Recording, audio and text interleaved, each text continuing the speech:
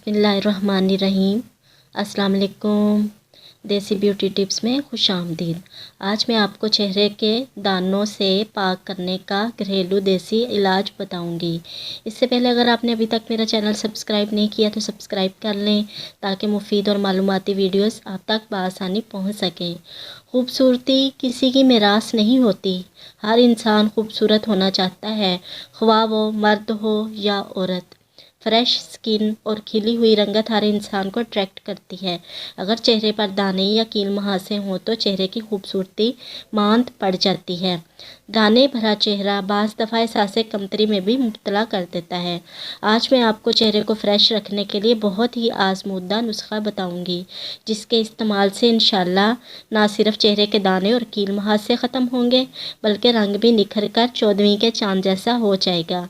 चेहरे के दानों और उजली रंगत के लिए सर्दियों में दही एक बेहतरीन टॉनिक है, जो चेहरे के दाग और दाने ख़त्म करके चेहरे की रंगत निखारता है। 2 चम्मच दही ले लें और उसमें 1 चम्मच बेसन डालकर अच्छी तरह मिक्स कर लें।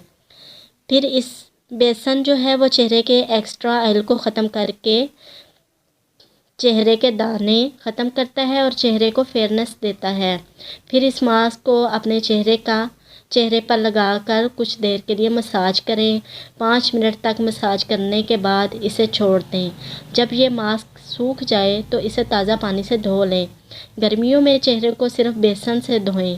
1 चम्मच बेसन का लेकर 1 चुटकी उसमें हल्दी की शामिल कर लें और फेस वॉश की तरह चेहरे और हाथों पर लगाकर मलें और फिर इसको कुछ देर के लिए ऐसे ही रहने दें और धो लें।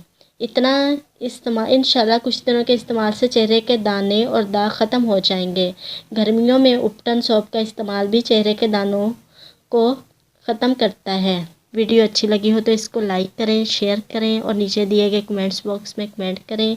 इजाज़त चाहती हूँ, एक नई वीडियो के साथ हाजिर होंगी। अल्लाह हाफिज़।